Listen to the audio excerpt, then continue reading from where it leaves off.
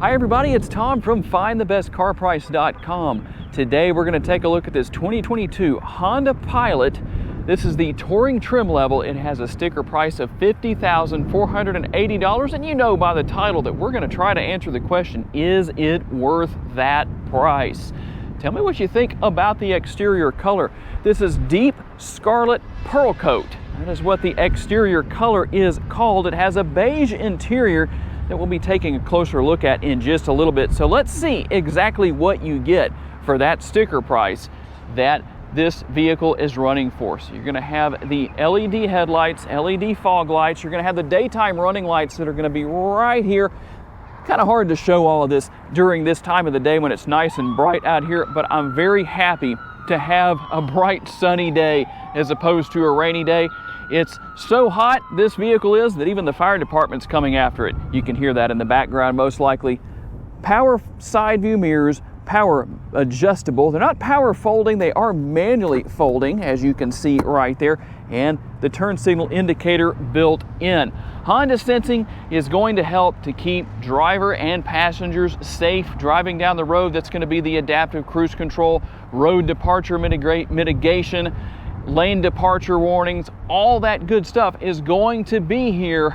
And the tire size, tire and rim, if you're wondering what you get here, the 245/50 size tires wrapped around those 20-inch wheels, and the 50 series sidewall is very beneficial. That's going to be this area right here. What happens is when you hit the bumps driving down the road, that thicker, larger, taller sidewall like that is going to give a smoother ride because there's more absorption power right there.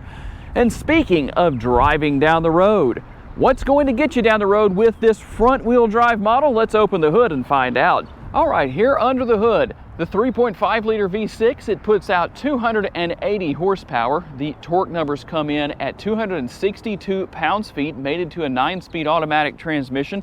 Like I said, you're putting power to the ground through front-wheel drive. But a very important question to be answered, especially right now with high gas prices, what are the MPGs on this model? At least estimated 20 miles per gallon city, 27 out on the highway, 23 combined, and according to Honda, per every 100 miles you drive, you should use 4.3 gallons of gas. Now, if I was going to say, Honda, there's one thing you need to add that isn't here. Delete the rod prop right here for the hood. I've got it in the service port right there. And add the hydraulic struts for $50,000 plus. You really should have something along those lines under this hood. And for those of you who want to know what your remote looks like on a $50,000 plus mid-size 3-row SUV, well, there you go. Even has remote start. Now, you do have a hands-free tailgate right here. And the good thing about it, when you bring it home from the dealership or even at the dealership, you can read the instructions right here. Shows you exactly how to do this. It's actually very easy to do. Here's the thing. All we're going to do is swipe our foot underneath there and then step back. Be patient. If it doesn't do it as quickly as you think it should, don't do it a second time because you'll reverse the process. And well, that leads to frustration. You can tow up to 5,000 pounds with this model, at least that's what Honda says.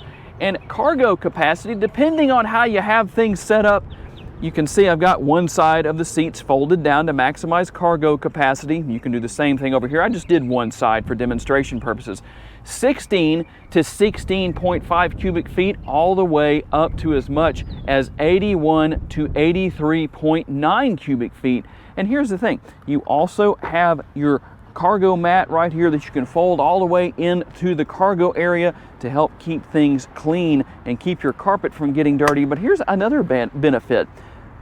Carpet underneath the floor right here, but you can reverse this floor. So what happens is, depending on what you're hauling back here, you do have, of course, space underneath the floor in this storage compartment. But here's the thing, if you were hauling something that maybe was going to possibly get dirt on this floor back here, well, you can use the plastic side, or you can reverse it and use the carpeted side if you want to. And a lot of space back here. I'm going to show you exactly how much space is back here, but just so you can get a good look at what you have as far as these seats go. They're very easy to lower. Not one-handed necessarily easy to lower. Well, I don't know, that didn't seem too bad.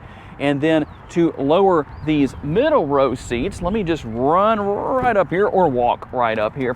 What you're gonna do is use this lever. It's very easy to do. Okay, we'll start our interior tour just looking here at the passenger side door. Not the largest door bin. I'd kind of like to see a larger door bin here, but it is rather deep down inside there. I don't know how well I can show that to you with the camera right here.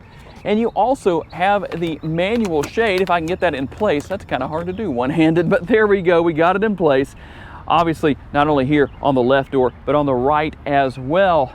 And here's the thing, there's two ways to do this. There is a button right here that you can push that will bring that seat forward, but there's also a button here on the rear so that the rear seat passengers can, if they want to, actually do that themselves if they need to. And it's going to be hard to probably show this outside of just moving it, but there is a release, a latch underneath there that you'll grab onto and can move these seats back and forth. There's a lot of room for leg space for the rear seat passengers. So let's hop into the rear seat area here. We'll try not to make the shot too shaky, I hope, but just to kind of show you what's there, I'm going to leave that seat all the way up. I realize that's probably a little bit unrealistic. So even with that, it is a little cramped back here, but you can see how much further back that seat is. Probably a better space for the kids or somebody who's vertically challenged, depending on the situation. And just to show you what's back here, cup holders, storage for snacks, and everybody has their own air conditioning vent, so quite a bit of space back here. But we're just getting started because there is a lot more here. Even somewhat of a center console here between the middle row seats, so there's really not a pass-through here. Somebody would have to step over that. That would be kind of inconvenient, but a lot of space there, and two more drink holders. Nobody's going to go thirsty here. And the built-in armrest, if I can get that to go forward, there we go, on these middle row seats. And when it comes to the rest of the interior here for the rear seat passengers, there are map pockets on the rear of the seats for whatever they want to put in there. Air conditioning vents found again right here on the rear of the console, and climate control as well. So we have tri-zone climate control. And then down here, a lot of connectivity, USB, HDMI, there's quite a bit there. Why would you need the HDMI? Well, here we go. You've got the rear seat entertainment system that comes with this vehicle, obviously for long road trips or just driving around town to keep the kids entertained. There you go, all those great options. And there's another really great option for you parents, in fact, too, if you need to let your kids know what's going on and get their attention. I'll show you what that is when we get to the front seat area. But overall, a very nice area back here, a lot of space, and definitely a lot more leg space, as you can see. But let's keep going because there is quite a bit more to see. All right, taking a look in through the driver's side door, let's see what all we have here. We'll have seat memory, two different settings for the driver's seat. That's always a benefit. Everything else, I probably don't have to tell you about what all is here. You can open that power rear lift gate right here, and that's how you're going to open the gas door, as well as controlling the power side view mirrors right here. And if you want to drive in econ mode, well, there that is. And several of those safety features I mentioned earlier. You can drop the lever right here to adjust the tilt and telescopically adjustable steering wheel. And while this feature is not part of what you really pay for here as far as being the touring package, it's on all trim levels, here are your child's safety locks. And I show that because if maybe you're a new owner and you're all by yourself somewhere at home or wherever you may be and you want to check out the rear seat area, don't get locked in. Make sure both sides, or at least one, is not in the down position. They need to be in the up position. The child safety locks are activated when it's in the down position, just so you know, and maybe can save you a little bit of trouble. And while you have a conventional size sunroof here, we're still waiting to see if in the future at some point Honda is going to offer us a panoramic sunroof. Tell Honda down in the comments if you would like to see that feature. Okay, let's bring everything to life. I will push the brake pedal and you'll see that the engine start-stop button ignites, or illuminates, I should say. It didn't ignite, did it? Didn't explode or anything like that. Boy, that ought to get some interesting comments. Hey, at least you have something to laugh at there. There is what the instrument cluster looks like. There's no changes there for 2022, but just in case you're wondering, well, there you go. Your steering wheel mounted controls, and you do have a comfortable steering wheel. Obviously, you know what all is there, and depending on what mode you're in, you can use those shifter paddles right there. You can drive spiritedly in your Pilot. Imagine that, driving spiritedly in a Honda Pilot. Speaking of driving modes, before we talk about the center screen up there, here are your driving modes. So what we're going to do is we're going to go into drive, that's the D, then we have S for sport, and then we have several more that we can choose from, well, 2 in this case. You have normal and snow. I would go all-wheel drive if you're going to drive in the snow quite a bit. That will make a big difference. And I don't have to really answer the question about navigation because you can see it on the screen right now, and that kind of flickering that you see, that has to do with my camera. It has nothing to do with the screen right here, just so you know, because sometimes people will think that's the case, and I understand that. But here is the cool thing. Obviously, you can pair your phone. You have Android Auto and Apple CarPlay there, where you can pair your smartphone to the screen. What that does is it turns the screen into your phone. And then here on this screen, there are quite a few more features. Obviously, you can go in and turn things off, turn things on, whatever you need to do. And we'll go over one more right here and take a look at what else you have. Now, cabin talk. There is something that's interesting. That's one of the ways you can get your kids' attention. How does that work? Well, you're going to use cabin talk with this. You probably won't be able to hear me doing anything because of where I'm sitting and just the location of the speakers and everything. But here's the thing, you can do it through the speakers, or if your kids have on headphones and you need to get their attention, well, there you go right there. And if you're really serious about things and you want them to see your angry eyes or your kind eyes, it doesn't have to be angry all the time, right? You have the conversation mirror right here, and also your sunglass holder right there. So some very interesting things, to say the very least. And then we'll move back down here. Here is your dual zone climate control for the front seats, and then you only have heated seats, no ventilated seats here. That's something that'd be nice to see available here for the US market. There is more connectivity here, USB and 12 volt, as you can see, 12 volt on the left, USB on the right. And then the push button shifter, a lot of people don't like that feature. But one thing that is interesting, if you had a shifter right here, you'd have to reach over that to grab your bottle of water or whatever you have, your coffee cup, whatever's right there. So just something to consider where that is concerned.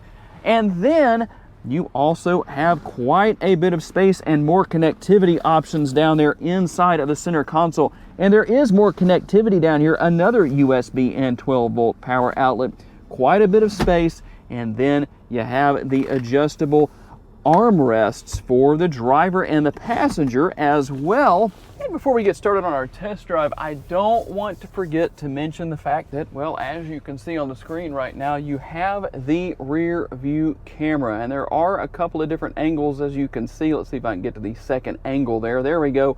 And right there, depending on what you're backing up to, well, obviously you can change that accordingly. Okay, when it comes to driving the Pilot, there's a few things you can definitely expect. A comfortable driving experience, riding experience. The seats themselves are comfortable. The suspension does very well.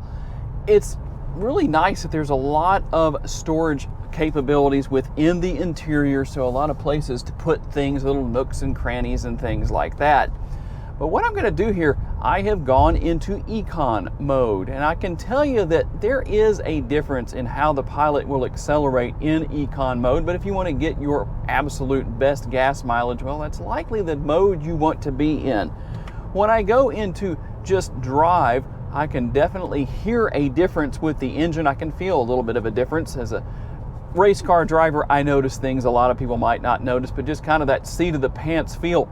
I can tell that everything's just kind of moving a little bit easier within the engine and transmission. The RPM goes up a little bit higher, a little bit easier.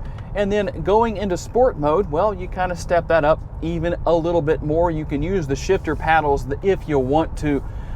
It's a Pilot. I don't know that using the shifter paddles is that great of an experience, but I can tell you that, well, they're somewhat responsive to the touch of your hand. So when you change gears, well, it responds. It may not be like that, but just in case you were wondering. But overall, the driving experience is good. It's a very easy vehicle to get around with. One thing I would like to see maybe in the future with the Pilot, something that will change, is a 360-degree overhead view camera.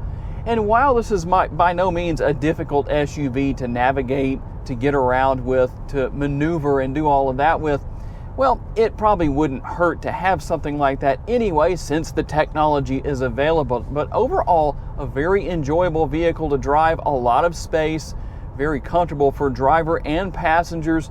I would be interested to find out what it would be like to drive around with more people in here besides myself, maybe some cargo in the rear, just to see what it's like as far as having that extra weight. But we'll have to try and do that maybe another day. But overall, tell me down in the comments, what do you think about the price of this Pilot Touring compared to what you get for that price? I'm curious to know what your feedback is. You definitely get a lot. Are there some things that are missing?